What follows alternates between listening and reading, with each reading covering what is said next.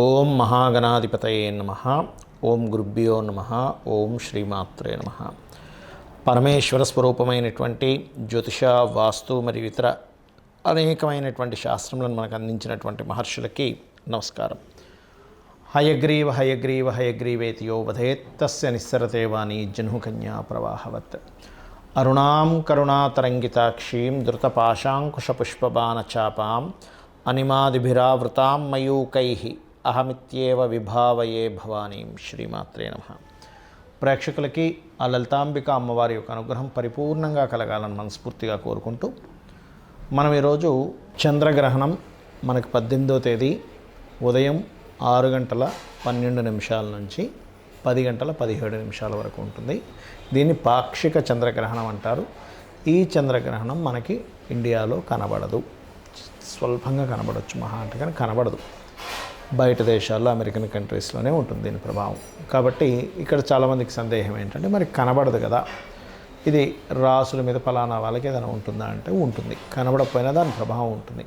ఎలా అంటే ఇప్పుడు చూడండి, చంద్రుడు పాడై ఉన్నాడు ఎవరి జన్మజాతచక్రంలో ఆయన పగలపూడు పుట్టాడు, కానీ చంద్రుడు మనకు కనిపించట్లేదు కదా, విదేశాల్లో కనిపిస్తుంది కదా. అక్కడ పుట్టే వాళ్ళకి ఇబ్బంది అనేవి ఉండదు, ఇక్కడ పుట్టే వాళ్ళకి కూడా ఇబ్బంది ఎలా ఉంటుందో అలాగే కొన్ని రాసుల వారికి మంచి చేస్తుంది, కొన్ని రాసుల వారికి మధ్యస్థంగా ఉంటుంది, కొన్ని రాసుల వారికి జాగ్రత్త పడాలి. మంచి చేసే రాసులు ఏమిటి? మంచి చేయడం అంటే వాళ్ళకి ఏమి విధంగా బాగుంటుంది చూసుకున్నట్లయితే, మొట్టమొదటిగా వృషభ రాశి. లాభస్థానంలో చంద్రగ్రహణం, అన్ని రకాల లాభాలు. కాకపోతే ఈజీ మనీ కోసం ఏదో కడితే ఏదో వస్తుందనే జోలికి మాత్రం వెళ్ళకండి, అన్ని రకాల లాభాలు వస్తున్నాయని. ఇది మెయిన్గా గుర్తుపెట్టుకోండి. రెండో రాశి ఎవరంటే మిథున రాశి లేదా మిథున లగ్నం చూసుకోవచ్చు కూడా. దశమ స్థానంలో చంద్రగ్రహణం కాబట్టి ఇది కెరియర్ సంబంధించిన విషయంలో కొన్ని మంచి లాభాలను ఇస్తుంది, అందులో ఎటువంటి సందేహం లేదు. మూడోది సింహం. సింహం ఏంటంటే కొంచెం న్యూట్రల్గా ఉంటుంది, లాభంగా ఉంటుంది అష్టమ స్థానంలో చంద్రగ్రహణం వల్ల. కాబట్టి ఆకస్మికంగా కొన్ని టర్నింగ్ పాయింట్స్ అనేవి తీసుకుంటుంది ఇక్కడ.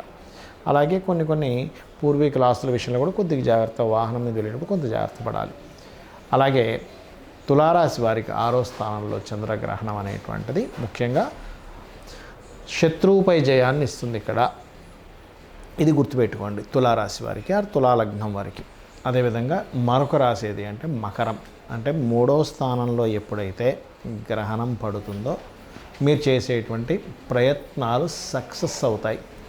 మరి మధ్యస్థంగా ఉండేటువంటి ఏ రాశులు అని చెప్పి చూసుకున్నట్లయితే, పర్టికులర్గా ఇక్కడ మధ్యస్థంగా ఉండేటువంటి వాటిల్లో ప్రధానంగా కనుక చూసుకున్నట్లయితే కాస్త కన్యారాశి మధ్యస్థం. కాకపోతే వీళ్ళు కాస్త వివాహ నిర్ణయాలు, పార్ట్నర్షిప్స్ విషయంలో కొంత జాగ్రత్తగా ఉండాలి.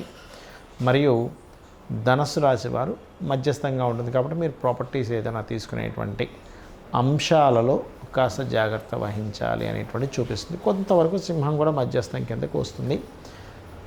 ఇవి ముఖ్యంగా చూసుకోవాలి. అయితే ఈ గ్రహణ సమయంలో మనకి గ్రహణం లేకపోయినా పట్టు స్నానం చేయడము, గ్రహణానికి ముందు దర్భలు వేసించడం చాలా మంచిది.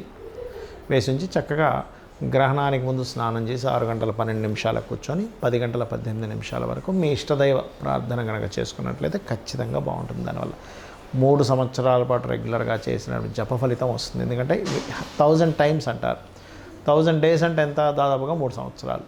కాబట్టి అంత ఫలితం వస్తుంది.